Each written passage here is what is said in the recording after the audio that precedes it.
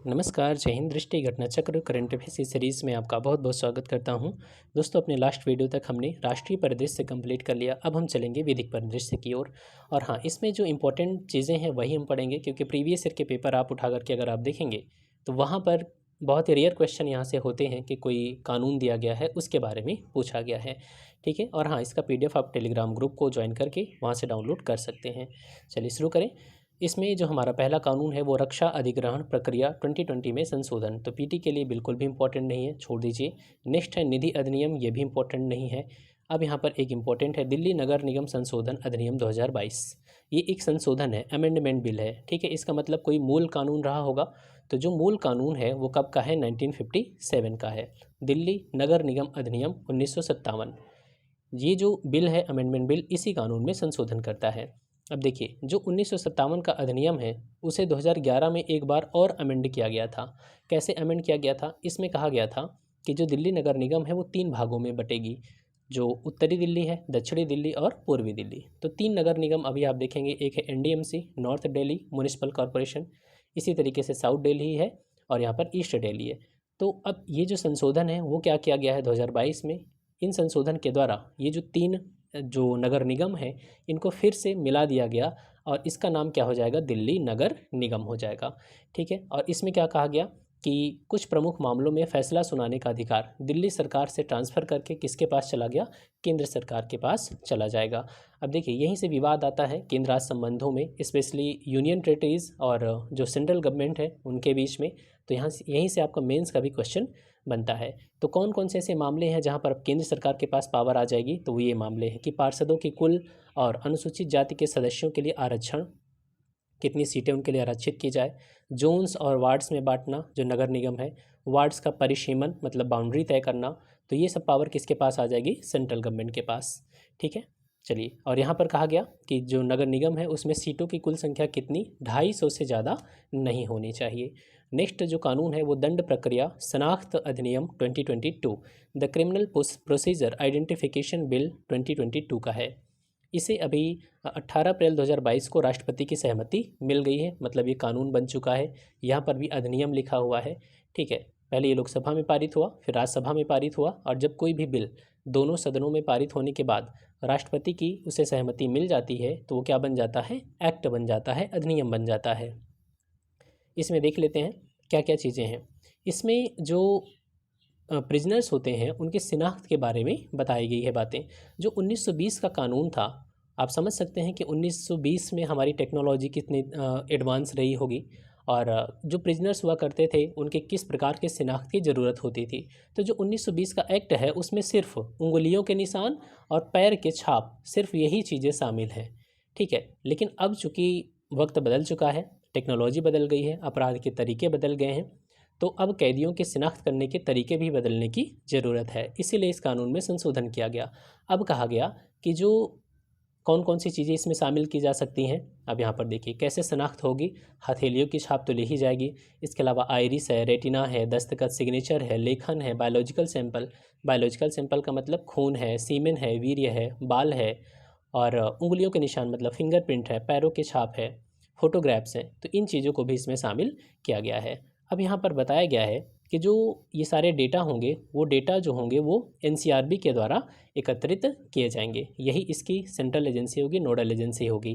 Clear है। और 75 साल तक ये डिजिटल या इलेक्ट्रॉनिक फॉर्म में इस डेटा को स्टोर करके रखा जाएगा। अब यहीं से बहुत से मामले आते हैं राइट टू प्राइवेसी का, और डेटा 75 साल तक बचा के रखना, वो डेटा लीक ना हो, तो ये भी एक चीज़ है इन चीज़ों को। ठीक है। इससे कई रिलेटेड इशूज़ भी हैं। तो पीटी के लिहाज से ही इतना ही है।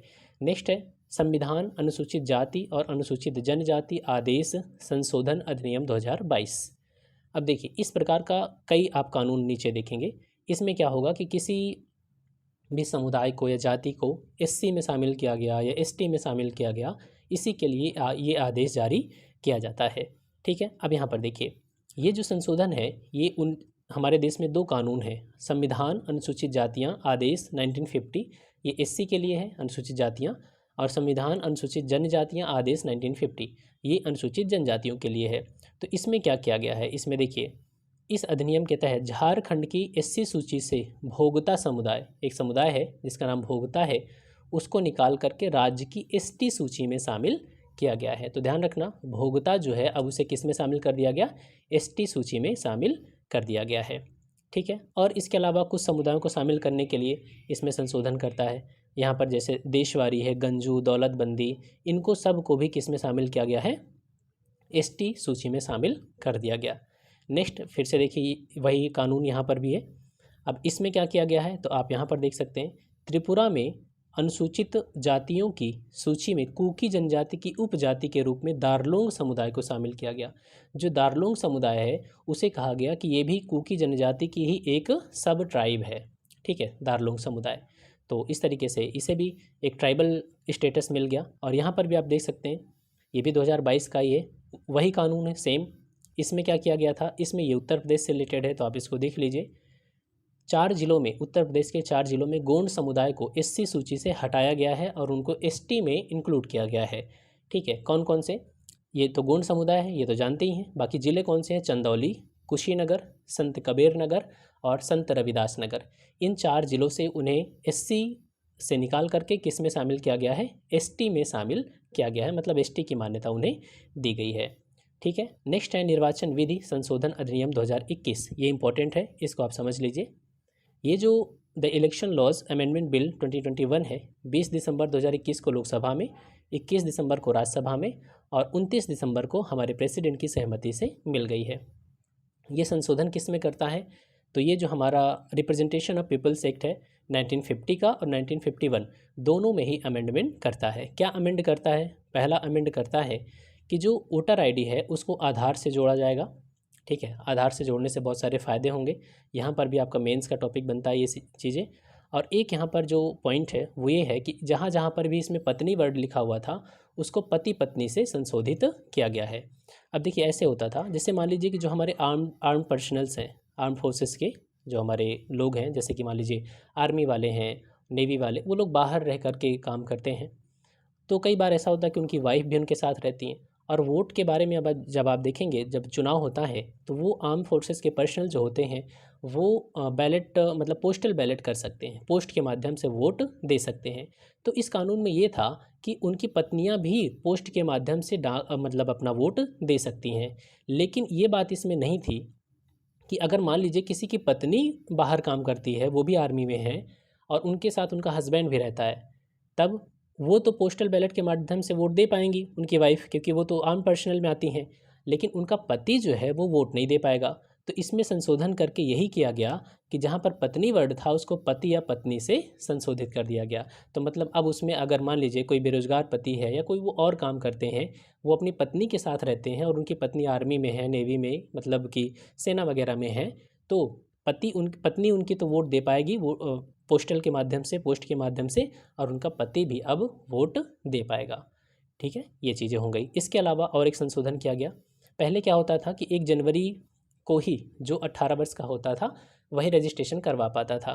और मान लीजिए कि कई बार ऐसा होता था दिक्कत, अब सरकार ने क्या किया, इसमें जो दिक्कत आती थी कई बार कि मान लीजिए कि कोई लोग चुनाव होने वाला है और उनका जो है अभी वोटर लिस्ट में नाम नहीं है, जबकि उनकी एज 18 साल हो चुकी है, ऐसी दिक्कत आती थी। लेकिन अब सरकार ने क्या किया कि आप 4 बार पूरे साल में रजिस्ट्रेशन करवा सकते हैं, 1 जनवरी को, 1 अप्रैल को, 1 जुलाई को, 1 अक्टूबर को।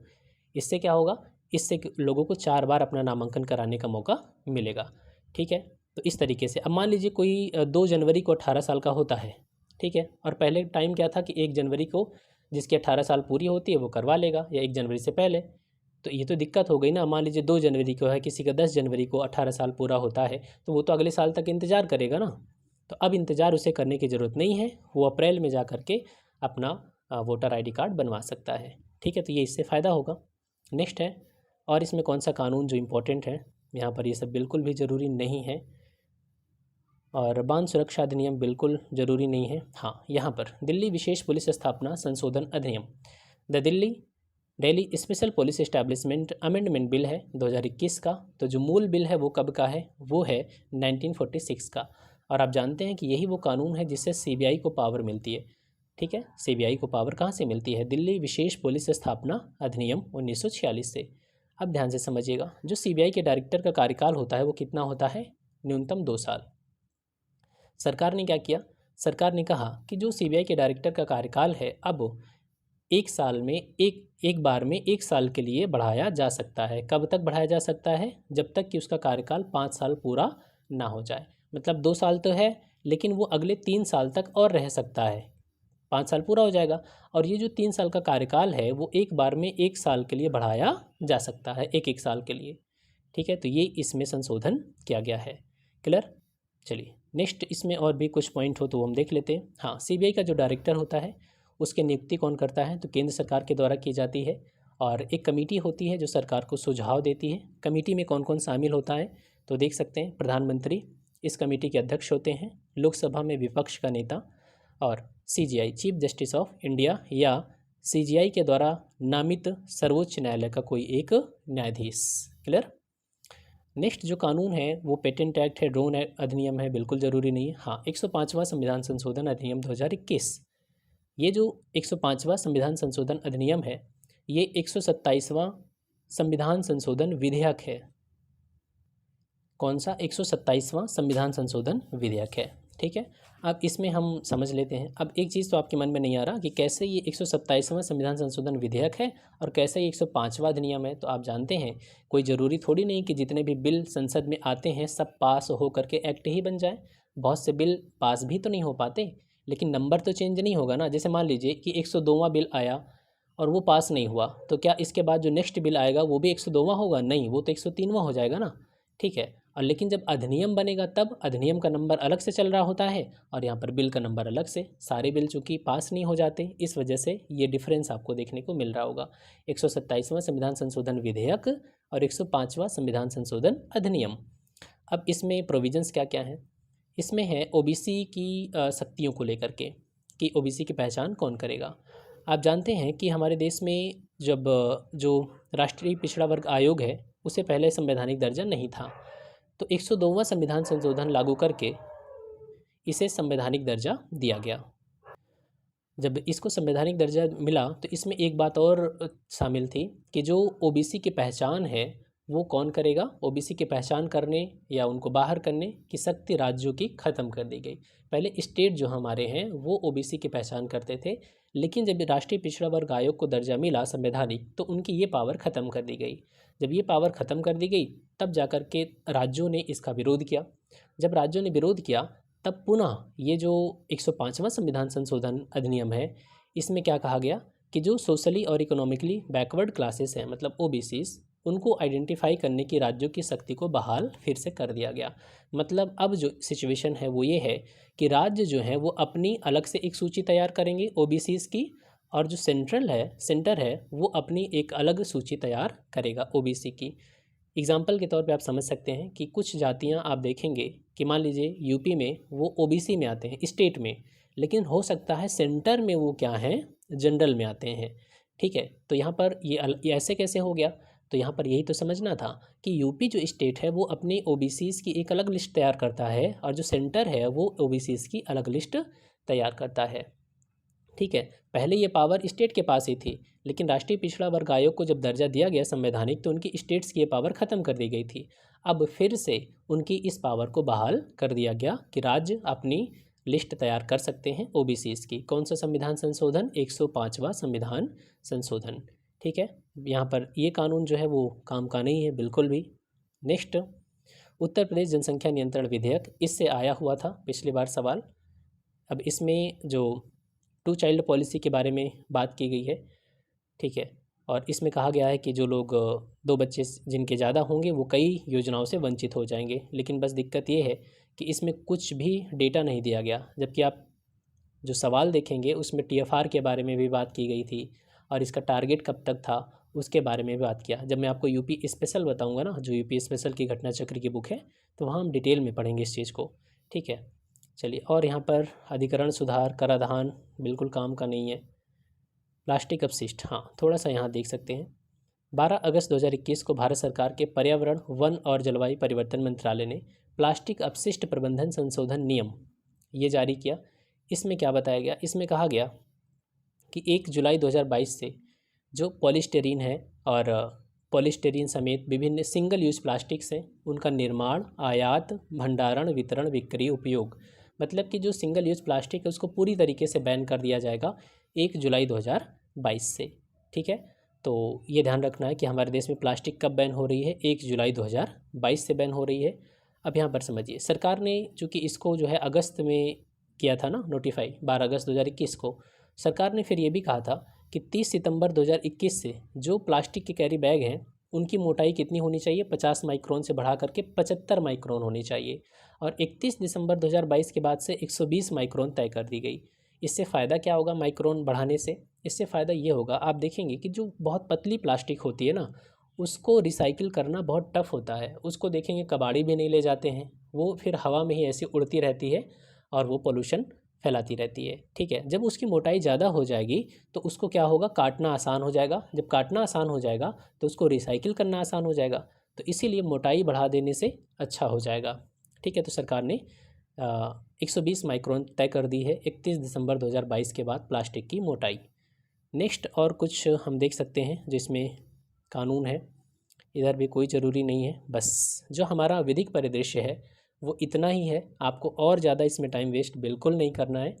ठीक है, तो मिलते हैं नेक्स्ट वीडियो में। Thanks for watching, keep smiling.